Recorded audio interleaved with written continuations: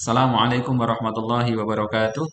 Bismillahirrahmanirrahim. Alhamdulillahirabbil alamin wassalatu wassalamu ala asyrafil anbiya wal mursalin amma ba'd. Bagaimana kabarnya teman-teman semua, para siswa dan santri sekalian? Insyaallah pada kesempatan kali ini kita akan belajar bersama tentang topik 12.2 aerobic respiration, respirasi dari aerobik. Aerobik itu maknanya membutuhkan oksigen, membutuhkan udara. Berarti respirasi yang menggunakan oksigen. Dalilnya, wa atakum min kulli ma sa'altumuh wa in ta'uddu ni'matallahi la tuhsuha innal insana ladzalumun kafar. Quran surat Ibrahim ayat 34. Untuk korelasinya dicari sendiri ya, insyaallah mudah.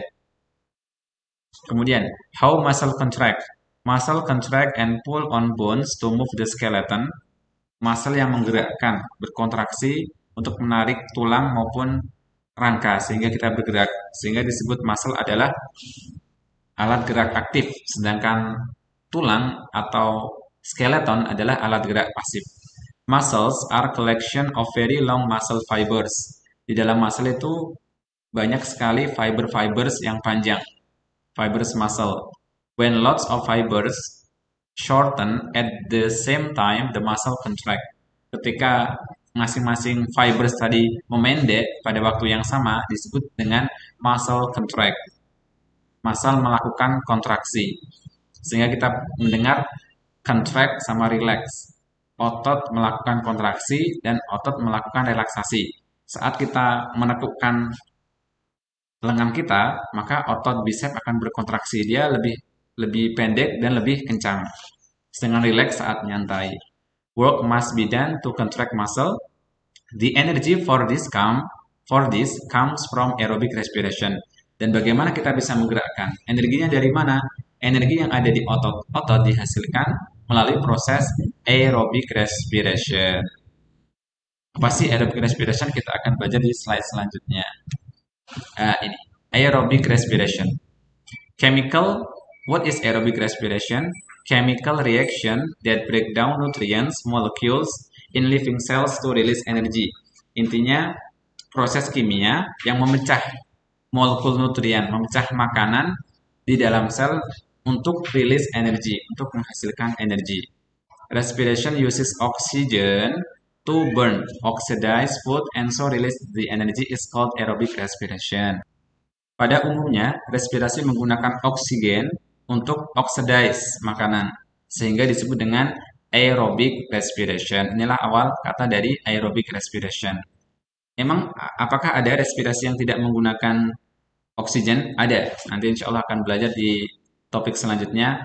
Anaerobic. Kalau sekarang aerobic, nanti anaerobic respiration. Respirasi anaerobic.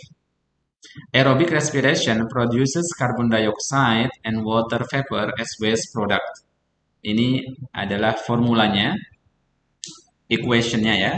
Ada glucose plus oxygen. Ini glucose dari foods, kemudian oksigen, O2, kemudian release energy, hasilnya carbon dioxide, CO2 plus water, H2O. Itu equationnya atau formulanya. Oke, kemudian how glucose and O2 oxygen meet. Untuk menghasilkan energi atau release energi, glucose and oxygen harus bertemu. Harus bertemu di sel-sel dalam otot nanti pastinya. Oke, kita baca. The oxygen comes from the air. Oksigen, karena dia bentuknya gas, datang dari udara yang kita inhale. It's taken in the lungs and carried around the body in the blood. Kemudian di inhale masuk ke lungs, ke alveolus, dari alveolus terjadi pertukaran gas exchange, kemudian masuk ke blood. Kemudian blood dipompa oleh jantung. Kemudian itu oksigen ya. Selanjutnya glucose. Glucose comes from food digested in the gut and is also carried in the blood. Sedangkan glucose itu berasal dari makanan yang dicerna. Makanan yang dicerna di dalam usus halus. Kemudian glukos dialirkan melalui darah di kapiler darah. Kemudian Muscles have extensive capillary beds to supply glucose and oxygen for respiration and to carry away carbon dioxide. Dan di dalam otot terdapat pembuluh darah kapiler. Ini ada diagramnya ya. Ini adalah otot. Kemudian di dalam otot terdapat microvascular unit. Ini apa namanya? Terdapat perpanjangan kapiler, pembuluh darah yang lebih kecil lagi di setiap sel-sel ototnya. Kemudian muscle have extensive, sudah. The blood also carries away heat that is produced during respiration. Hasil dari respiration adalah carbon dioxide dan water. Kemudian carbon dioxide akan dialirkan melalui pembuluh kapiler serta panas. Hasil lain adalah panas. Panas juga dibawa oleh pembuluh kapiler. Bagaimana? Cukup mudah ya?